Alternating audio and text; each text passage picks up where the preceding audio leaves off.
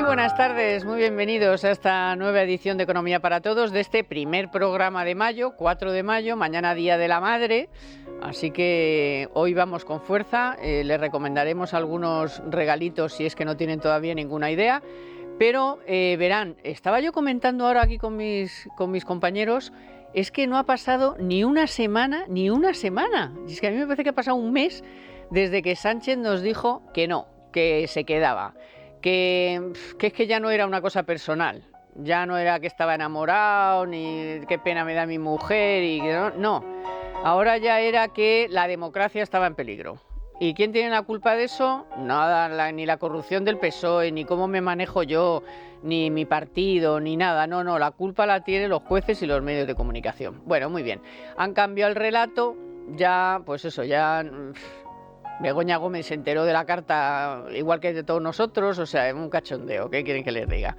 Pero bueno, visto el panorama, al final, en estos días de esta semana, finalmente el mundo se ha enterado de que tiene una mujer que puede ser una corrupta, por los medios de comunicación de fuera, que no sé si también serán todos de la fachosfera, o no sé, o unos fachas y unos de extrema derecha.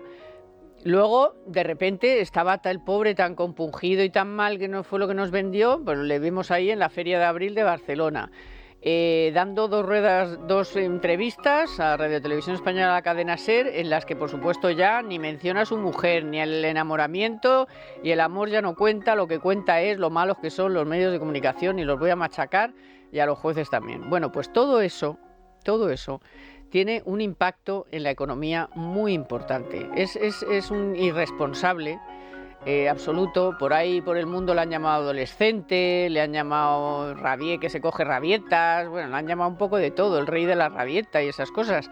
Pero todo eso tiene... Ahí hay gente apuntándolo, ¿saben? Hay las que hacen los análisis para ver qué pasa en España y dicen, pero bueno, ¿qué pasa en ese país? Ahí que hay un presidente que dice que está enamorado y que entonces no sabe si se va, si merece la pena, que se va 5 días y se mete en un cuarto, que escribe cartas ahora aquí a todo el mundo y tal, y que tiene al país en vilo. Pues resulta que todo eso se apunta. Y España es un país que necesita inversión, porque tenemos empresas, algunas grandes, pero no tenemos mucho tejido productivo y necesitamos que vengan de fuera a invertir aquí y a crear riqueza con nosotros y a crear puestos de trabajo. Y eso le importa un rábano. Es más, en las dos cartas que ha escrito y en las dos entrevistas, ni mencionar ni si los datos del paro, ni que hay más familias que todos los miembros en paro, que hay más ninis que nunca, que da igual, que pagamos más impuestos que nadie, que, por cierto, que lo vamos a comentar hoy, hemos pasado de ser el primer país en recibir fondos europeos a ser el último. Hombre, claro, si estáis ahí a los amores y a las cartas epistolares, pues claro, no estás a lo que estás. Así que hoy vamos a hablar de todo eso porque es muy importante para este país la imagen de pena que estamos dando en el mundo entero y los efectos que eso tiene en nuestra economía.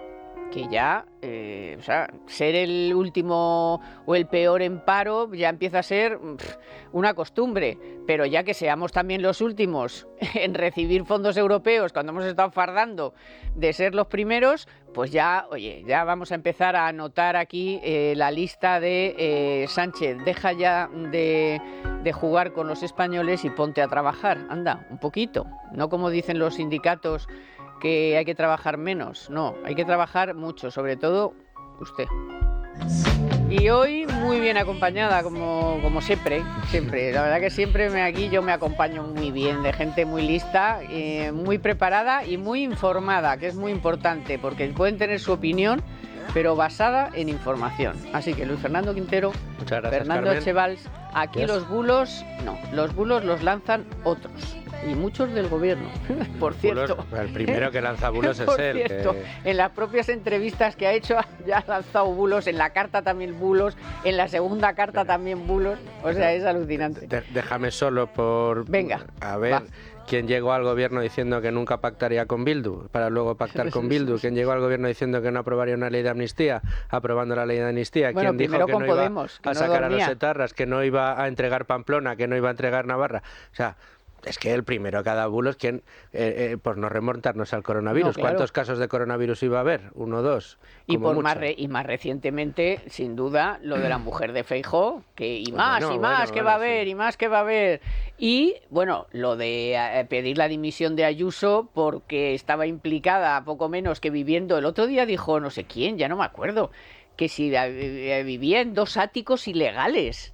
Eso fue aquí, a ver, el 2 de mayo. El 2 de mayo dijo una de Podemos, me parece, no sé qué, que vivía en 2 áticos ilegales. Y la de Más Madrid, la portavoz La de de Más Más Madrid, o sea, que yo estaba yo allí en uno y los impares y en me otro. quedé, o sea, cuando la oí, pues estuvimos en Telemadrid haciendo el 2 de mayo, y cuando lo oí, digo, 2 áticos ilegales, o sea, ya les da igual que ni siquiera fuera novia en ese momento, ni que nada, o sea, ala, ya venga, puedes decir cualquier cosa. Bueno, mi impresión es que Sánchez ha cometido uno de los mayores errores de sus mandatos, que no le ha salido bien. En primer lugar, porque tú preguntas a los colegas corresponsales extranjeros y ya hemos leído toda la opinión y la información que escriben.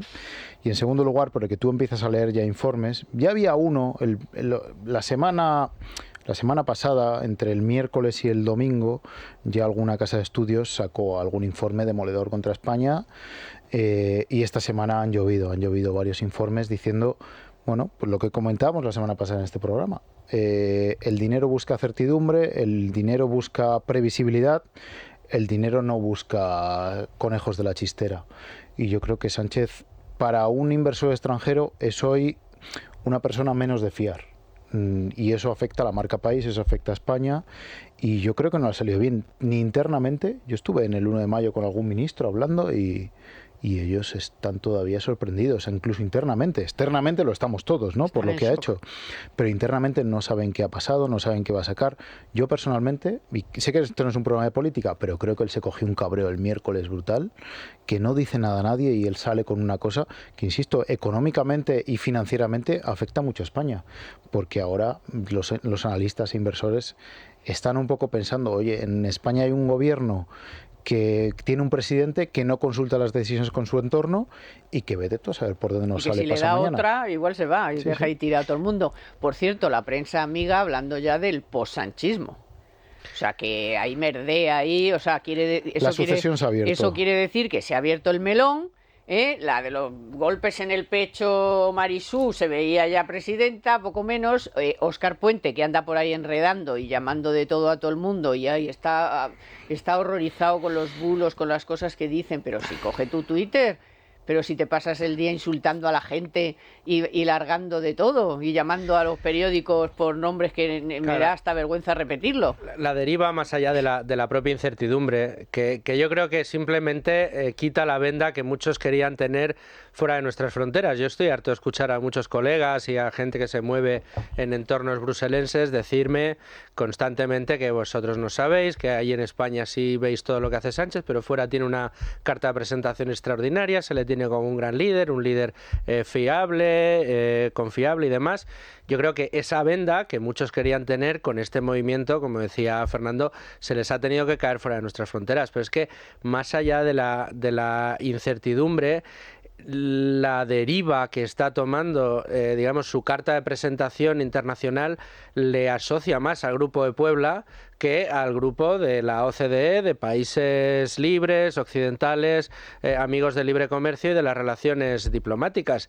La propia Asociación de Editores de Medios de Comunicación, UANIFRA, su presidente, hace unos días, precisamente en la celebración del día y en la renovación del Día de la Libertad de Prensa, en la renovación de votos de la Declaración de Santiago, lo dijo, lo que está haciendo Pedro Sánchez, el presidente de mi país, de España, es el artículo 1 del Grupo de Puebla, que es acusar de todos los males a los medios de comunicación y a los jueces, que es contra quienes ha apuntado. Esto unido a los laudos internacionales que tiene, unido a la persecución abierta contra empresarios y periodistas que ya lleva desde hace mucho tiempo, unido con una racia fiscal extraordinaria ante cualquier inversión que se plantee en España. Evidentemente, si eres una empresa que está buscando un lugar en Europa donde establecerte, tienes alternativas infinitamente más interesantes que España, incluso si lo que te gusta de España es el clima. Ahí tienes Italia, ahí tienes Portugal, que dentro de lo que cabe está haciendo las cosas bastante mejor que nosotros, ya me gustaría a mí no tener que decir esto, o tienes lugares como Irlanda donde las empresas prosperan de manera extraordinaria. Es decir, lo que yo espero que ya todo el mundo se quite la venda encima y se dé cuenta de que la deriva que ha tomado este señor es el de convertirnos en una república bananera. Y esto que parecía una exageración hace un par de años, aunque muchos ya apuntábamos que la deriva era la peronista, es que el espectáculo de estos 5 días y la comparecencia posterior, yendo a ver al rey antes, haciéndole cambiar la agenda al rey antes, para ir a decirle, chico, que me quedo, pero tú de momento vas cambiando tu agenda. Es que el otro día hizo Dieter una editorial con un trabajo, pero fino, de la comparación de las cosas que decía Cristina Kirchner y las que ha dicho Pedro Sánchez, y te quedas a cuadros, te quedas en shock. O sea, es literal, pero es que literal, que si la máquina del fango, que por cierto la utilizan de una forma que no tiene nada que ver con la máquina del fango de Umberto Eco, nada, o sea, es lo contrario absolutamente, que eso fue contra Silvio Berlusconi, y aquí es al revés, aquí es contra la prensa y los medios de comunicación y los jueces. Bueno, y es que es literal, o sea, literal la misma película, el mismo lloro, el mismo llanto, el mismo... Bueno, yo lo que veo es que hay gente un poco despistada. Yo creo que los oyentes de Es Radio son bastante inteligentes, pero yo creo que hay que explicarlo, porque nada cambia. Lo de Sánchez ha sido una huida hacia adelante, donde nada cambia a esta inestabilidad que sufre el gobierno de forma brutal. Es decir, Sánchez, pese a que se lance como adalid de la libertad de prensa y de la libertad de información, va a seguir dependiendo de Junts para todo. Por cierto, abro paréntesis, se vota el próximo domingo en Cataluña y Puigdemont puede tumbar el gobierno cuando le apetezca. Ya se lo ha dicho. 2. España sigue sin presupuestos, sigue sin leyes ni reformas. La última ley que se aprobó fueron los 2 decretos estos famosos de enero. Estamos en mayo y hay un decreto dependiente además de los fondos europeos, que es el de Yolanda Díaz, el de los subsidios. Los informes de los analistas extranjeros siguen en la misma línea y España está sumida en una inestabilidad brutal que afortunadamente no afecta a las empresas, pero sí afecta a la marca país. Es decir, mientras otros países como Portugal, que ha citado Luis Fer, o Italia, van a toda velocidad porque Europa tiene que ir a esa velocidad comparada con Estados Unidos y con China, España se está quedando atrás de forma clarísima. Y luego hay debates que no estamos dando. En Europa se está ahora mismo, el informe Letta, el informe Draghi, personas poco sospechosas de España tiene que dar esa batalla y saber hacia qué economía damos. Por cierto, déjame decir una cosa porque si no me enveneno, si me muerdo la lengua me enveneno. El gobierno ha difundido varios bulos relacionados con la economía y con varias empresas que me lo han comentado esta semana. Por ejemplo, eléctricas, beneficios caídos del cielo. No hay beneficios caídos del cielo de las eléctricas, no existen. Segundo, la banca ha sido rescatada. No, fueron rescatados una serie de bancos, de cajas de ahorro, porque bueno, se hicieron unas cosas que evidentemente no estuvo bien, pero la banca en general no fue rescatada. Es decir, estamos ante una desinformación que parte en ocasiones del gobierno y que el gobierno debe ser autocrítica el primero que debería hacerla, por supuesto. Entre todos esos informes que se han ido conociendo, muy importante por la importancia que tiene que sea del Banco de España. O sea, es que un informe del Banco de España, todos esos que habéis citado se leen, pero el del Banco de España también, y además lo leemos aquí. Y fue el primero que dijo: esto que está pasando en España, esto es malísimo para la economía. Y como resulta que a los pocos horas o días salió el dato del crecimiento del primer trimestre, 0,7 décimas, ya las campanas al vuelo. Va todo como un tiro, porque somos los mejores del mundo y de Europa y de no sé cuántos. Oiga, pero vamos a ver, si ha sido la mayoría gracias a las exportaciones. ¿Eso qué significa? Que las empresas españolas no venden un diablo en España y se tienen que buscar la vida fuera. ¿Cómo puede usted estar poniéndose medallas sobre eso? Y luego, ¿qué impacto ha tenido el gasto público y la recaudación de impuestos y no el consumo de la gente, que sigue pidiendo préstamos hasta de 50, 100, 200, 300 euros para acabar el fin de mes o para irse a tomar unas cañas y decir, mandar todo a hacer puñetas y decir, me voy a tomar unas cañas y punto, aunque sea crédito, porque esto ya no hay quien lo aguante? No, en términos agregados hay que recordar que el empobrecimiento general, insisto, en términos agregados, del conjunto de la población en España supera incluso el que se alcanzó con el estallido de la crisis de los 2000, con el estallido de la crisis de la burbuja financiera. Me dirán, no hombre, pero no estamos en la misma situación, ¿no? Porque en aquellos momentos el que se quedó en paro lo pasó francamente mal, pero el que mantuvo su trabajo funcionó bien. Ahora el empobrecimiento en términos de inflación, de la inflación que estamos sufriendo, de la escasa subida de salarios y de los puntos que estamos perdiendo de poder adquisitivo, en términos agregados en toda la población, es mayor que en aquel momento. Lo que pasa es que al estar más repartido y no ver el peligro en el vecino, o en tu hermano o en tu cuñado que se haya quedado en paro, no tenemos esa sensación, pero el empobrecimiento se está produciendo. Es decir, el poder adquisitivo de los españoles, en lugar de ir hacia adelante, avanzando, creciendo, progresando, va hacia atrás, dando pasos agigantados. Los problemas que atraviesan las empresas son igualmente importantes. Aquí hay que decirlo. Otro de los bulos que se ha difundido por parte del gobierno es que la inflación se debe a la voracidad sin límites de los empresarios y de los supermercados, que lo que quieren es ganar mucho más dinero y no les importa hacerlo empobreciendo a la gente, olvidándose que la inflación es un fenómeno monetario que tiene su explicación y además están los manuales de economía, que no hay que ser aquí un lumbreras para saber cómo funciona la inflación. Bueno, pues ese bulo se ha puesto encima de la mesa y todos conocemos el caso, y aquí por tu programa, Carmen, han pasado muchas empresas que han contado cada uno su casuística, han sufrido unas elevaciones de costes de producción gigantes desde hace años, pero gigantes desde hace años, antes de que estallara la inflación. Y esto les ha hecho competir en peores condiciones. Pero es que además el Estado, el gobierno en este caso, le ha puesto impuestos especiales precisamente a dos de los motores de nuestra economía, la banca y las energéticas. Las empresas energéticas en España son punteras a nivel mundial. Repsol está presente en todo el mundo. De hecho, tiene más negocio fuera que dentro. Endesa es una compañía por todos reconocida y verdadera. Igual, bueno, pues a las energéticas ha habido que ponerles un impuesto especial por ese bulo de los famosos windfall profits, es decir, de los beneficios caídos del cielo, de que cuando empezaron a subir los precios de la energía facturaban más. Pero ¿en qué cabeza cabe lo que está haciendo este gobierno? ¿Cómo van a mejorar los datos de la economía? ¿Cómo vamos a estar creciendo más de lo que crece la Unión Europea? Lo que decía Fernando, Italia va como un tiro. Portugal ha avanzado infinitamente más de lo que lo ha hecho España en términos comparativos. Entonces, que España ahora esté empezando a recuperar un poco el ritmo prepandemia, ahora, después de que todos nuestros competidores lo lograron hace un par de años, Pero también es interesante ver cómo, o sea, lo que hay dentro, cómo lo hace. O sea, no es lo inflación, impuestos y gasto público. No es lo mismo que haya una inversión, sea la gran pata, por ejemplo, de ese crecimiento, sea la inversión, porque eso significa pues, riqueza y puestos de trabajo, sino que lo que te está demostrando ese dato es que si las exportaciones son las que más han influido es porque la empresa española está jorobada y tiene que salir a vender fuera, lo que no vende aquí. Entonces, vamos a ver, que no somos tontos, no se pongan estas medallas y no engañen a la gente. Eso sí que es un bulo, decirle a la gente que la economía va como una moto cuando te está diciendo la EPA que hay más familias con todos sus miembros en paro, más ninis, que somos el farolillo rojo en paro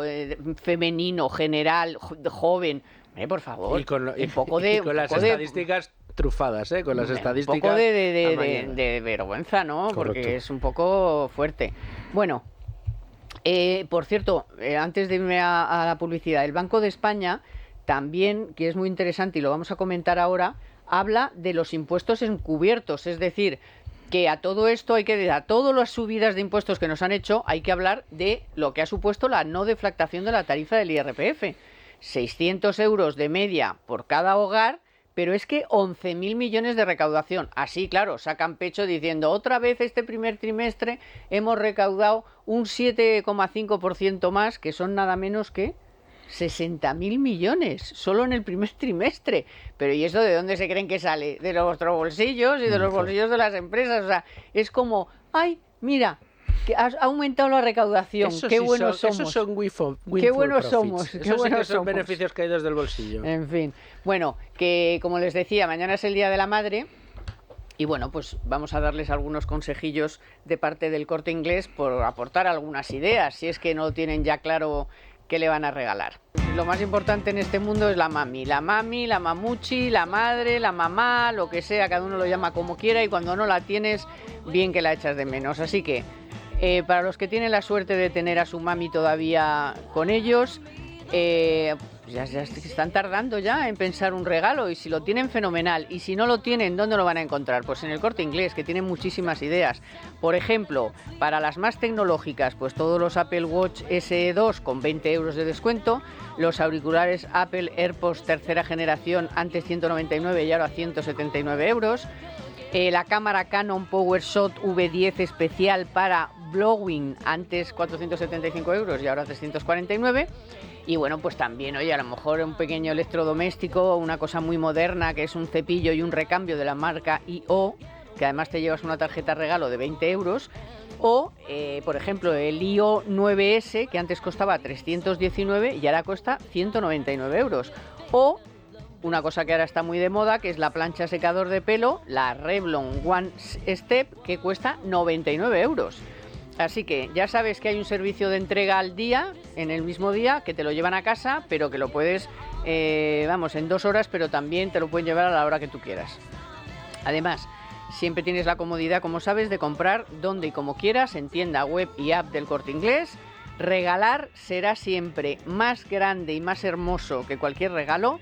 5 de mayo, mañana, feliz Día de la Madre, el Corte Inglés. Bueno, todo esto después de ponerse todas las medallas que se ha puesto este cuerpo, no el mío, sino cuerpo, el ministro de Economía, ha mandado a Bruselas unas previsiones que al final es para que el PIB crezca este año un 2% y el año que viene un 1,9%, y eso... Pues en el mejor de los casos. O sea, imagínate, con la que está cayendo, con la economía, con la incertidumbre tan enorme que hay, no sabemos lo que va a pasar en las catalanas, no sabemos lo que va a pasar en las europeas.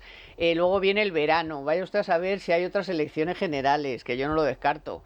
Ya sabes que yo sigo siendo optimista. Sigo siendo optimista. ¿Pero cuándo votamos? ¿En julio o en agosto? Sigo siendo optimista, pues a lo mejor en octubre, ¿no? Es una posibilidad, que aguante un poco hasta que pueda y ya no pueda más. Bueno, todo yo creo que va a depender mucho de cómo avance todas las investigaciones sobre... Yo creo que más sobre la corrupción, ¿no? Lo que decía antes Fernando, ¿no? De Cataluña, ¿no? Sí, bueno, pero lo de Cataluña está aquí mismo y lo de Europa también. Entonces, lo que no va a hacer es irse antes de las europeas. Yo eso no lo veo. O sea, yo creo que si hay una posibilidad de gobernabilidad con Illa de presidente de la Generalitat, Puigdemont va a actuar y va a apretar algún botón.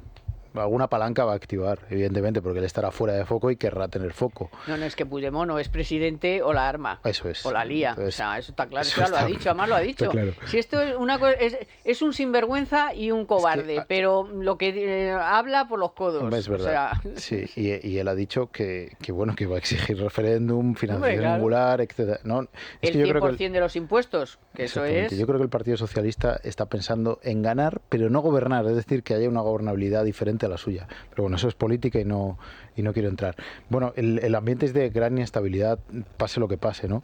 Hay una cosa que el gobierno no está actuando y que es una de las cosas que más preocupa a las empresas. Fíjate, esta semana en Madrid ha sido el máster de tenis. Y entonces han pasado todos los empresarios por allí. Yo he tenido ocasión de hablar con algunos y les preocupa mucho la ausencia de mano de obra cualificada que hay en España. Hay una desconexión brutal entre el mundo académico y el mundo de la empresa. Y están creando sus propios centros de estudios, universidades.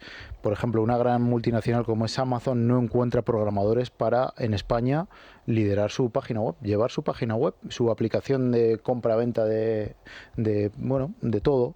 Lo mismo Están pasa... haciendo sus propias empresas de empresas, o sea, empresas de startups, cursos Formación para los emprendedores, y en esas están las grandes, Telefónica, Mercadona y todos, ya están buscando, o sea, están formando a gente porque es que ven que no sale del mundo normal. Y yo creo que lo que viene es importante porque se va a generar otra brecha más si cabe de la que salimos de la COVID. Es decir, yo creo que hay dos velocidades claramente. Hay gente que ha salido del COVID muy bien y que bueno, pues puede trabajar, ganar dinero, pero hay otros que se han quedado atrás y totalmente fuera del mercado laboral. Que se lo pregunten a los mayores de 52 años, que hay tantos y tantos en paro.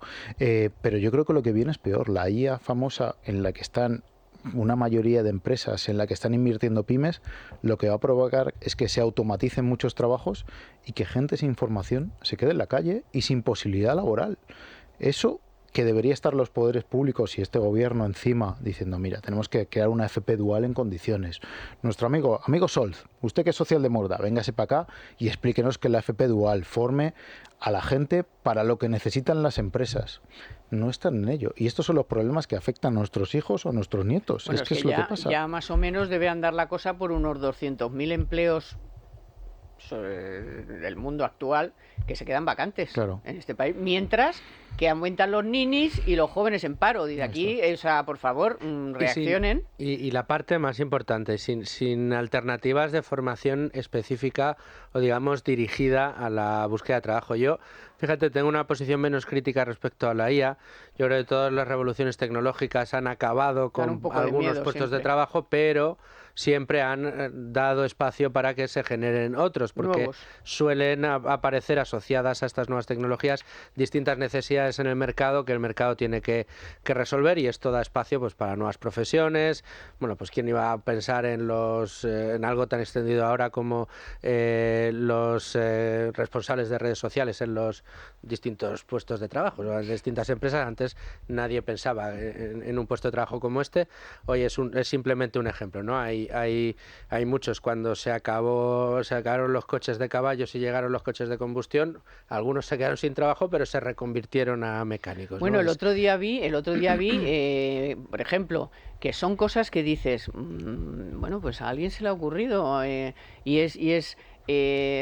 son puestos de trabajo. Unos chavales que han terminado óptica y entonces cogen una furgoneta y se van por los pueblos ayudando a la gente mayor que no puede ir, no tiene medios para ir ni ganas ni tiempo, o sea, tiempo a lo mejor sí, pero que es muy difícil, y van y les miran la vista y les ponen las gafas y los tíos van ahí en una furgonetilla moderna y tal, con toda la tecnología dentro para mirarle la vista a la gente mayor que vive en los pueblos. Que es una startup de estas. Claro, que es que la gente dice startup, uy, qué horror. No, si es que son cosas del día a día, soluciones para el día a día. Después, ahora precisamente con Banco Santander vamos a hablar de otra cosa muy interesante. Vamos, Víctor, con ello, que tiene mucho que ver con esto que estamos hablando, tiene mucho que ver con la tecnología y tiene mucho que ver con la despoblación que estamos sufriendo, porque todo el mundo conoce a alguien que o bien se ha quedado en el pueblo, o se ha ido a un pueblo, o se ha ido de las ciudades más pequeñas a las ciudades más grandes. O sea, que hay un ir y venir de gente que está, bueno, pues transformando lo que era un poco pues nuestro país clásico, de gente que vivía en los pueblos y gente que no. ¿Por qué? Porque también la tecnología ha hecho que la digitalización sea muy necesaria también para muchas cosas. ¿Por qué? Porque en muchos pueblos pues no hay bancos, han quitado los bancos, pues no tienes un centro de la seguridad social, no tienes cómo conectarte con el banco. Bueno, ¿y qué ha hecho Banco Santander? Que ya lo venía haciendo, porque ya tenía un acuerdo con Correos, de forma que se llama Correos Cash, que es un acuerdo de colaboración, fíjese, desde el año 21, que lo contamos aquí además, y que hace pues garantizar el acceso a los servicios financieros más comunes en el mundo rural. Correos Cash. ¿Y qué han hecho ahora? Pues ahora han ampliado ese acuerdo conjunto. Ahora cualquiera, en el lugar de España en el que esté, puede solicitar la entrega de dinero en efectivo a través de los más de 30.000 carteros de correos. No tienes que tener ni cuenta en un banco online. Bueno, no tienes que tener banca online. No tienes que tener la aplicación del banco, que sí hacía falta en ese acuerdo que tenían hasta ahora. Y es muy sencillo. Tú le indicas al cartero la cantidad que quieres, hasta 500 euros, y en un plazo de 72 horas tienes el dinero en casa. Y claro, con todas las garantías de seguridad que te da Banco Santander y Correos. Pues miren, un informe del Tribunal de Cuentas que ha remitido a las Cortes, y resulta que ha puesto en la picota la gestión de José Luis Escrivá cuando era ministro de la Seguridad Social. ¿Por qué? Porque en ese informe se señala que casi 300.000 autónomos van a tener que devolver en conjunto 505 millones de euros en prestaciones por cese de actividad concedidas durante la pandemia del COVID y que no cumplían los requisitos. Oye, hombre, por favor. ¿Qué pasaba? Pues que o bien no tenían actividad económica, su actividad no había sido suspendida por no estar y luego por no estar al corriente de pago con la Seguridad Social o ni siquiera estar dado de alta en la Seguridad Social. Eso sí, en total las ayudas llegaron a 1,5 millones de autónomos que recibieron una prestación media de unos 2.513 euros y se ahorraron también unos 1.007 euros en cotizaciones sociales. Muy mal, Escrivá, casi todo lo que has hecho, muy mal. Y no es que le tenga manía, que puede que sí, pero vamos a ver, es que la reforma de las pensiones que presentó ya la ha criticado todo el mundo, la IREF, Bruselas, el Sursum Corda, el Banco de España, que dice que el aumento de las cotizaciones puede hacer que perdamos 150.000 empleos, no le hacen ni puñetero caso, luego tampoco se lo hacían con el SMI y luego en lo que es... Bueno, ¿viste la estimación que hacía el Banco de España de los inmigrantes que hacen falta para, sí, claro, para que se cumplan 20 no sé cuántos millones? Las previsiones, las 25 millones tienen que venir. Suponiendo que vengan y además de venir, que vengan tengan y a trabajar, tengan un trabajo y sea un trabajo, hombre, por el que coticen millones. Más o menos lo que luego van a recibir, porque claro, si no, pues... ¿Para qué quiero 25 millones?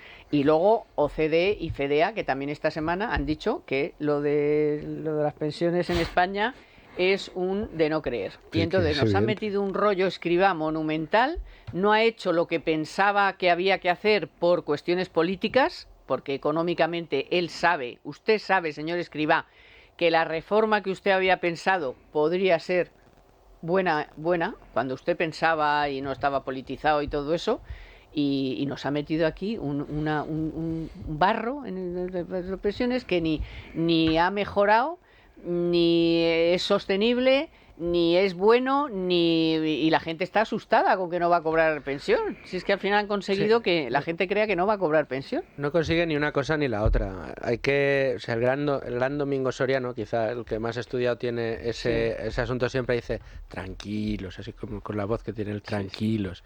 Pensión vais a cobrar cada vez menos, pero pensión se va a seguir cobrando. Pero es cierto, y sobre todo hay un efecto perverso en ese sistema del que presume el señor Escrivá y que está en las advertencias de todos los estudios internacionales, y es que castiga muy mucho el trabajo, es decir, eleva de una manera, o sea, el efecto colateral que nadie quiere mirar, todo el mundo mira si el actual pensionista va a poder seguir cobrando la pensión y si el futuro la va a terminar cobrando, pero no se fija nadie de dónde salen los recursos para poder pagar las pensiones que se pagan hoy en día y que están recogidas en esa reforma, y es aumentando de una manera notabilísima los costes laborales que hay en España, y que es otro de los desincentivos a la llegada de inversiones a nuestro país, porque al final aquella propuesta que partía del Juan de Mariana, que recogió el señor Garamendi y que hablaba de que sería muy bueno que digamos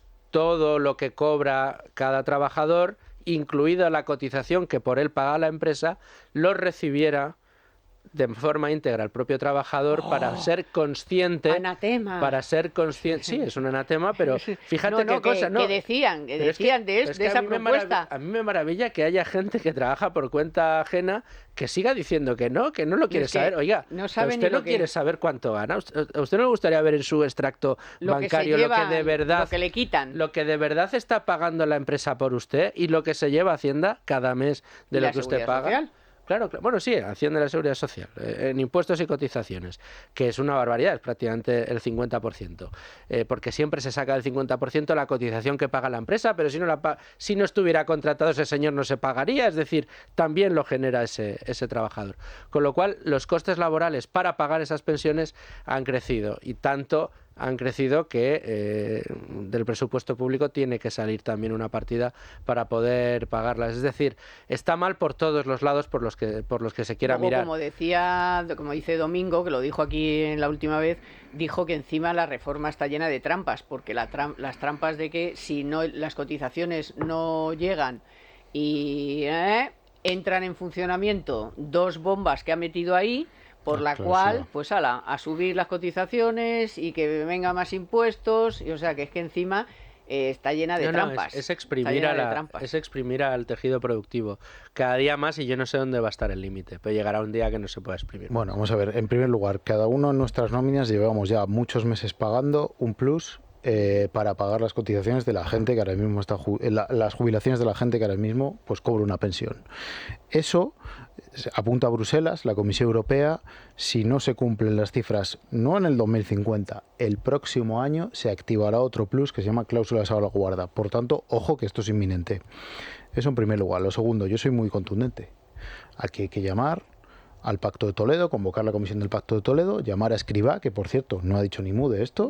Él aprobó la reforma. Él ha metido ahí las que bombas. actuaba- Él ha metido ahí las bombas y dice, allá Ahora vosotros. él está en otro ministerio y no da explicaciones. Por lo tanto, oiga, señor Escrivá, usted tiene que dar explicaciones en sede parlamentaria, que es el Pacto de Toledo. Y en segundo lugar, la comisión. Ustedes validaron esto con un tic.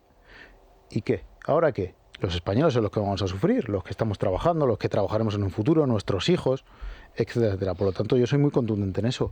Aquí se ha hecho una reforma que actuaba por el lado de los ingresos, con ese plus todos los meses que nos están cobrando a todos, pero no actuaba sobre el lado del gasto. Y ojo, que este problema, bueno, es que no hace falta que lo diga, pero a más, viene el baby boom ahora mismo, a jubilarse. Bueno, ya hemos empezado. Ya se ha empezado, pero ojo que en los próximos años Ya hemos tú eres muy empezado. joven. viene el baby boom. Por lo tanto, ¿quién le va a poner al cascabel al gato? Esa es la pregunta que nos tenemos que hacer todos. Y hablar de tú a tú los españoles y decirle, oiga, nos han hecho una reforma de pensiones que no soluciona el problema ni lo solucionará. Por cierto, Ole Fedea, que lo lleva advirtiendo esto un año, Claro. le hemos hecho caso, lo hemos publicado algunos, pero otros no han actuado sobre ello. Y Lo que aquí hace Ángel falta de la es- Fuente merece todo el reconocimiento Claro que porque sí. lo venía advirtiendo. Y lo que decimos aquí siempre, transparencia. O sea, tú no puedes decirle, ocultarle a la gente lo que está encima de la mesa. Tú le tienes que explicar muy bien a la gente que o se trabaja más años, o se rebaja la pensión por el lado de los años de cálculo, o por toda la vida laboral, o lo porque te dé la gana, o porque haces un sistema mixto. Tú le tienes que decir a los jóvenes la verdad. Y la verdad que nos iban a decir, ¿os acordáis de cuando nos iban a decir la verdad a los jubilados, que le iban a mandar una carta diciéndole a partir de los 50 años cuál iba a ser su pensión, que nunca la vimos? Tampoco vimos nunca cuando vas a un hospital público y te iban a dar la factura de lo que te habían gastado en todo lo que te habían hecho. Tampoco, pues tampoco las pensiones. Claro. Tampoco Claro. se le está diciendo la verdad a la gente que está ahora cotizando y va a ser su futuro. Y eso es lo primero. O sea, lo primero, transparencia. Si no haces ese ejercicio de transparencia, no le puedes decir a la gente las cosas que le estás diciendo de que todo está tranquilo, que todo está fenomenal, que vengan 27 millones de no sé dónde. Y todo sumado a una realidad a la que nos hemos acostumbrado, pero que no deja de ser una luz de alarma que debería estar constantemente encendida y parpadeando, que es el de la deuda pública. Tenemos una deuda pública, hay que decirlo, absolutamente inasumible. Es verdad que no es un problema exclusivo de España, donde estamos ya en el 1,6 billones con B de euros, que sigue creciendo cada año más. En otros países de nuestro entorno sucede lo mismo. Estados Unidos tiene un nivel de deuda absolutamente inasumible y es es una pata hacia adelante, es una bola de nieve gigantesca que ha ido creciendo, que está encareciendo también, obligando a incrementar las partidas de gasto para poder hacer frente a los compromisos financieros, al servicio de esa deuda, pero que, claro, dificulta mucho el problema porque los desequilibrios fiscales en este caso en España son evidentes. Entonces, pero es que siempre se mete la mano en el bolsillo en vez de reducir gastos. Es que ya estamos hartos aquí también de otros informes que hemos conocido, incluso uno del propio Escrivá cuando estaba en la IREF, que decía que en España, de momento, en subvenciones te puedes ahorrar 15.000 millones, porque nadie sabe qué han hecho con ese dinero, al final dónde ha estado, nadie ha hecho un seguimiento, absolutamente absurdos. Y luego podía llegar otros 30.000 o 35.000 de gasto público e ineficiente, y que no sirve para lo que dice. O sea, que es que tienes ahí casi 50 o 60.000 millones. Coño, pues coges el presupuesto y como hizo Barea, o sea, coges y empiezas fuera, el menos 5%, menos 10%, fuera, ala, y te salen 50.000, pon 50.000 millones, pero ¿por qué nos tienes que subir los impuestos todo el rato, continuamente, incrementando los ingresos para financiar ese gasto? Que es creciente y expansivo. Y que es improductivo, en 50.000 Absolutamente. millones improductivo. Que no es ni sanidad, ni educación, ni policía, ni nada de eso, no. Esto, el último que lo hizo fue el Instituto de Estudios Económicos, creo. O sea que- Hay una excelente oportunidad ahora mismo, ahora que estamos batiendo todos los récords de recaudación, de coger la deuda y embridarla. Y decir, ¿está al 105? Pues la vamos a dejar en el 95. Y eso sí que tiene consecuencia directa en el inversor, porque dice, ojo España, que es corresponsable fiscalmente y está embriagando la deuda. No gastar a expuertas en cosas que no se entienden muy bien, crear nuevos impuestos como el de los bancos y energéticas, el de las grandes fortunas, el del impuesto al plástico, que hacen nada más que recaudar y los españoles no lo notamos y las finanzas no lo notan. Pero totalmente de acuerdo, hay que hacer un presupuesto base cero de decir, oye, el gasto improductivo tiene que acabar aquí. Pero, insisto, ¿quién le pone el cascabel al gato? No, claro, ya, ese es el problema, pero nuestra obligación es decir qué es lo que hay que hacer. Y esa es una forma estupenda de, o bien dedicarlo, por supuesto, al bolsillo de los españoles, o dedicarlo una parte a bajar los impuestos y otra parte a reducir la deuda. Total. O sea que te da para mucho 50.000 millones. O sea, es más de lo que tenemos de agujero de déficit. No, Estaremos ahora en 40.000 millones o por ahí, ¿no? O el 3 y pico. El 3, sí, está por cerca de los 40.000. Es que si puedes, te puedes suprimir de un plumazo el déficit, y si no, que es a lo mejor te parece una exageración, bueno, pues vamos a dejarlo en el 2%.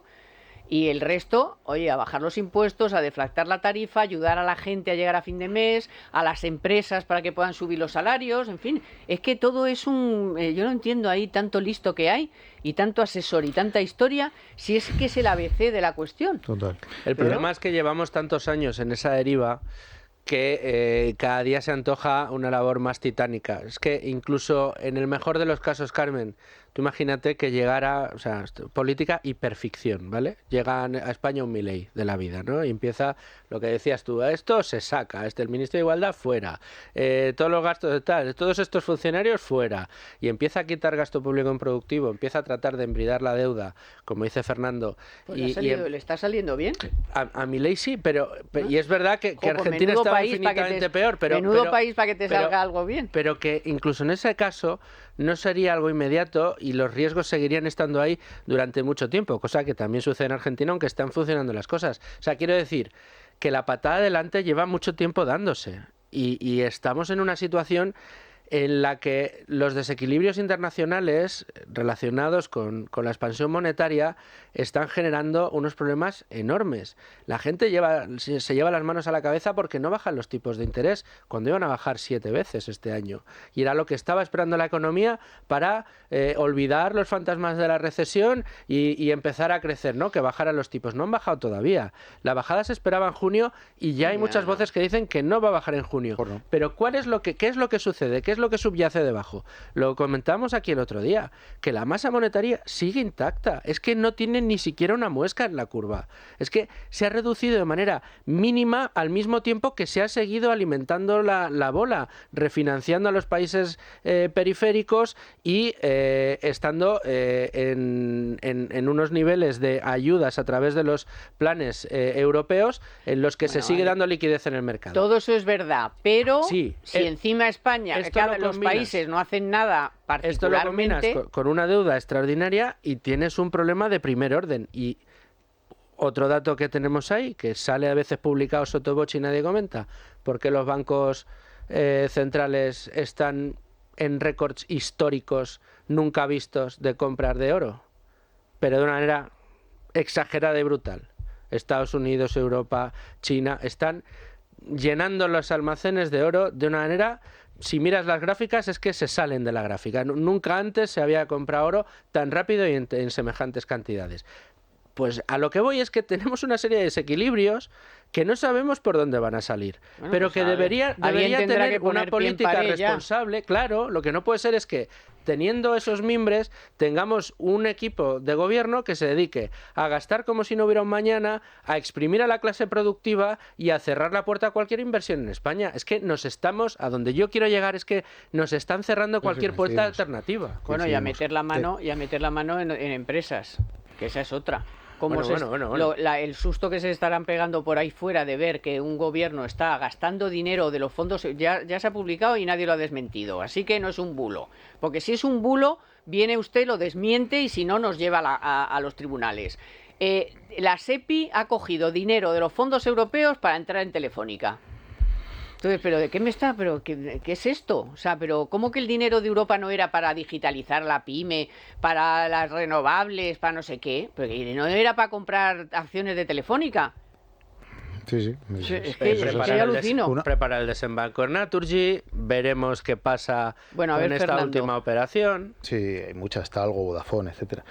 En el informe que has citado, Carmen, de actualización de las previsiones, el gobierno da un dato que me parece absolutamente demoledor. ¿Sabes cuánto ha gastado el gobierno de España en ayudar a las familias, a todas las familias, desde que estalló la crisis del COVID, desde el 2020? 120.000 millones. Hay ayudas que han sido totalmente improductivas. Dime tú a mí, ¿para qué estamos bonificando los alimentos a todo el mundo o los viajes de transporte público a todo el mundo si hay gente que realmente lo necesita?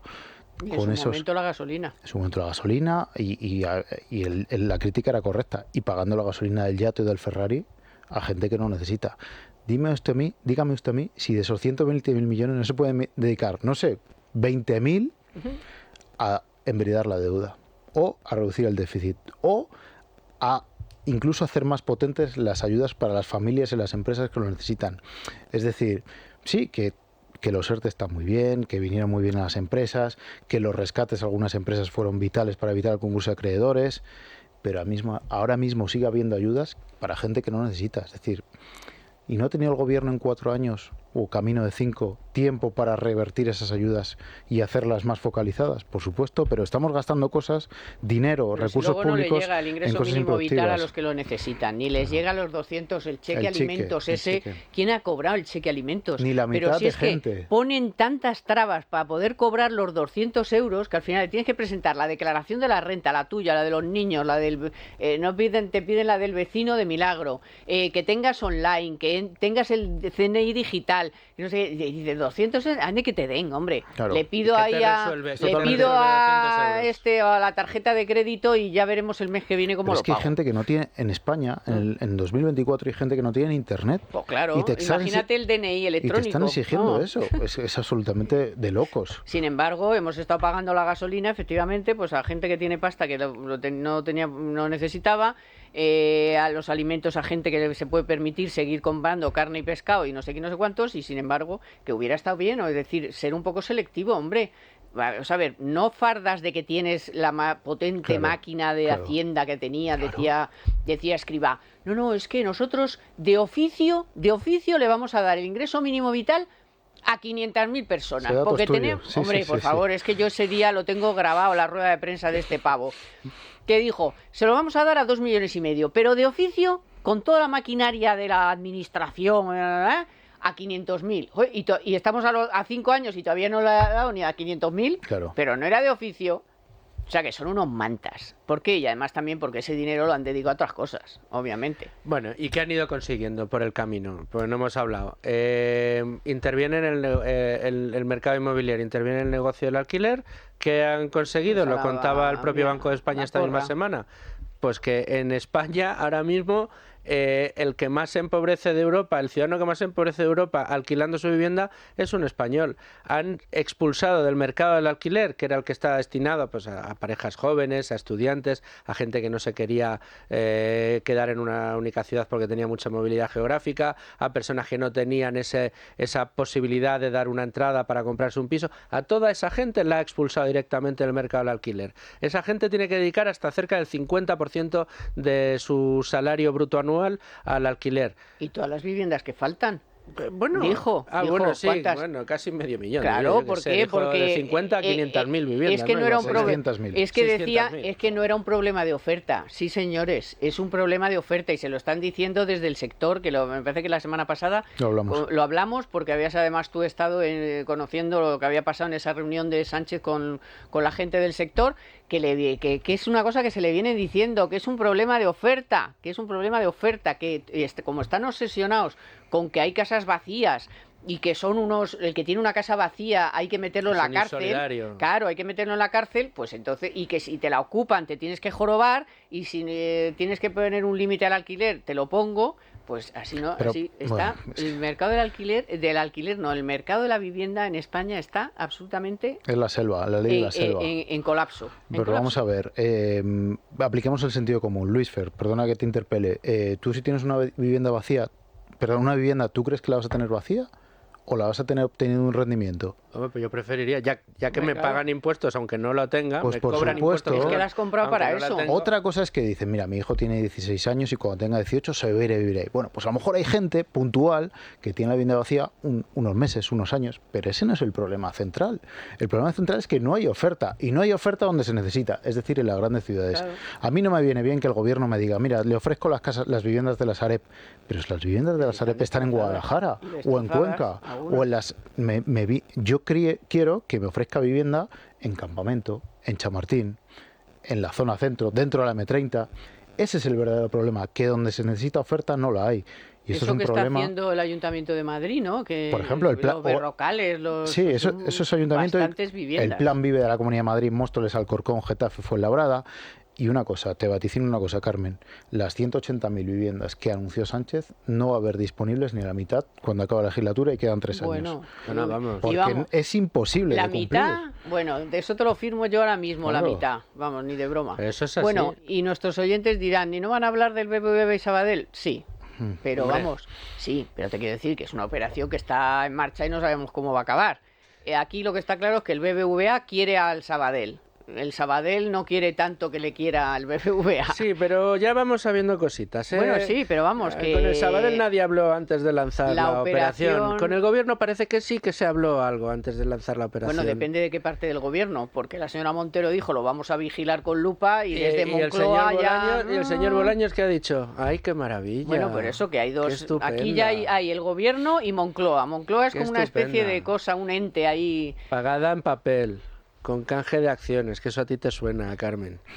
No, sí, la operación, bueno, le va a salir Yo más digo una cara cosa, que hace 4 ojalá años, dejen obviamente. que el mercado sea el que decida. Y si a los accionistas de Sabadell les encanta la oferta que les hagan del BBVA, que acudan a ella. Si no les gustan, pues que no acudan. Ya está. Si es que debería Y ser que la lo que dejara el CNMV mercado. lo vigile, que Y es quien tiene que vigilarlo, y que- no y que el Bolaños. gobierno Bolaños no tiene que Bolaños vigilar y nada. Montero y Montera se callen la boca y lo dejen en paz. A ver, quitemos a la gente que no sabe de esto. Bolaños no tiene ni idea de información financiera No, ni de ¿para qué hablas? operaciones, ¿no? Pues fue el primero que salió Sí, a sí, decir que ¿para todo qué era hablas? fantástico, estupendo. A ver, yo creo que los bancos tienen que responder primero ante sus accionistas, eso es lo primero, y luego ante sus clientes.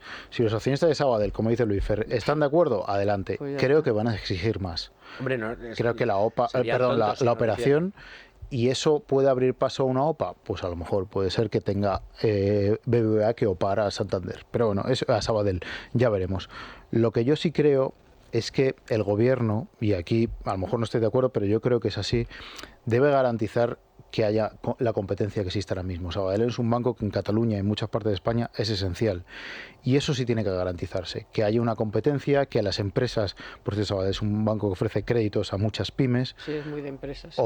es el banco de las pymes esencialmente, siga ofreciendo esa fusión, Bueno, posible pues eso lo fusionada, hará, pues toda, eso. toda la calidad crediticia que supone. Eso lo hará la fusión. Y luego que piensen las personas mayores, que hay una brecha brutal en el ámbito financiero y eso tiene que cuidarse mucho. Yo quitando eso, si los accionistas del Sabadell están de acuerdo, adelante, vía Claro, libre. luego, bueno, lo de que hay pocos bancos es que a veces dejamos fuera un montón, porque ahora la gente joven que tiene el Evo, El ING. Revolution, ING, Selfbank. Open Bank, Selbank, o sea, bueno, es que claro, si haces BBVA, Santander, Sabadell, Caixa. Bankinter y Caixa, ya está, hombre, no. No, lo que pasa es que son Pues ámbitos... hay otro montón de bancos online que es lo que la gente joven es lo que tiene, o sea, si es Sí. que- Hasta CTLM, ahora ya es banco, puedes tener tu propia Pero, por cuenta. ejemplo, hay una serie de bancos que son esenciales, Cucha, Unicaja, Bankinter, que en el ámbito local, territorial, son importantes. Y Sabadell lo es en este ámbito.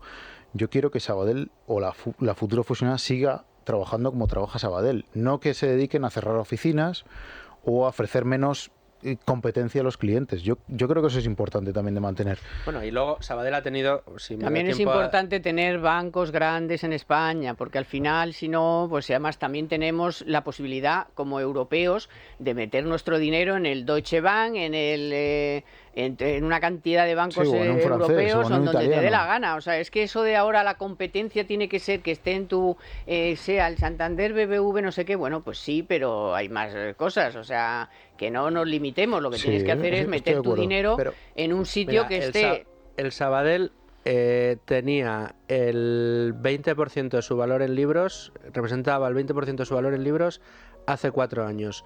Hoy representa el 80%. Está subiendo, está creciendo de una manera extraordinaria. El equipo directivo lo ha hecho extraordinariamente bien. Tiene una tasa de crecimiento brutal que no está reflejada en la oferta que ha puesto encima de la mesa el BBVA. Habrá que ver, insisto, si gusta o no, pero que sea el mercado. Si yo lo que quiero es no tener que sospechar que el gobierno tiene detrás a la zarpa. Pues muy bien dicho para el final, que los accionistas hagan lo que quieran. Correcto. Eso es lo que tienen que hacer. Mercado. El libre mercado. Y los demás, pues buscarse más bancos o seguir trabajando con ellos, sí, es igual. Bueno, Fernando, muchas gracias. Gracias, un placer, gracias. Gracias, Víctor San Román, gracias, Anaya Pertusa, y gracias, compañeros de Libertad Digital Televisión. Mañana es el Día de la Madre, así que, mamis, ¡mua!, que paséis un día estupendo. Felicidades a todas. Y nos vemos el próximo sábado. Que tengan buen fin de semana. Gracias por estar ahí siempre. Economía para todos con Carmen Tomás.